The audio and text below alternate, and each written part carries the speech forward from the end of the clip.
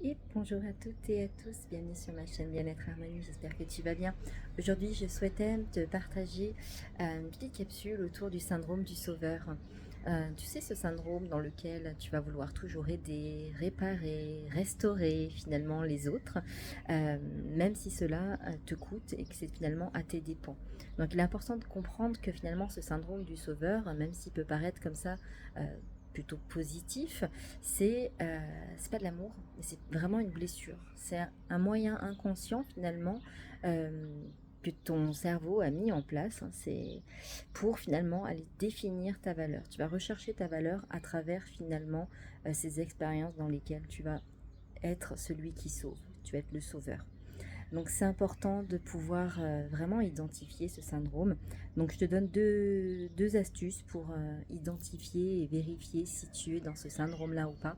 C'est déjà, est-ce que quand quelqu'un te demande un service, a besoin de toi, est-ce que le fait de dire non est quelque chose de culpabilisant pour toi? Si oui, pose-toi des bonnes questions, en effet. Ensuite, est-ce que effectivement, quand quelqu'un ne va pas bien, est-ce que tu te sens tout de suite responsable de son mal-être? Est-ce que tu te sens tout de suite dans la spontanéité de vouloir le réparer, lui trouver des solutions, lui proposer des solutions sans même lui demander finalement son avis? Ça aussi, ça peut être un signe effectivement qui indique que tu es dans ce syndrome du sauveur. Et puis, il faut savoir que ce syndrome touche profondément les personnes hypersensibles, empathes, etc. Donc c'est vrai que tu vas pouvoir peut-être te reconnaître dans ce syndrome-là. Et du coup, je te partage deux astuces pour t'aider à t'en libérer. En tout cas, déjà en prendre conscience, qui est déjà un premier pas. C'est vraiment la prochaine fois que quelqu'un ne va pas bien à tes côtés, pose-toi la question, est-ce que j'ai vraiment envie de l'aider? Est-ce que c'est un élan du cœur?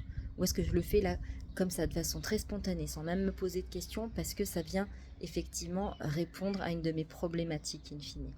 Ça, c'est le premier point. Et puis, deuxième petit tips pour t'aider aussi à t'en libérer, c'est prendre conscience, te poser la question de qui tu es sans ce syndrome du sauveur, qui tu es quand tu n'aides pas les gens, qui tu es quand tu ne répares pas, quand tu ne proposes pas des solutions. C'est vraiment important, c'est de pouvoir redéfinir ta valeur sans qu'elle soit définie par justement ce syndrome. Donc voilà, c'était les petites invitations de cette capsule. Moi, je te dis à très vite pour plus d'infos.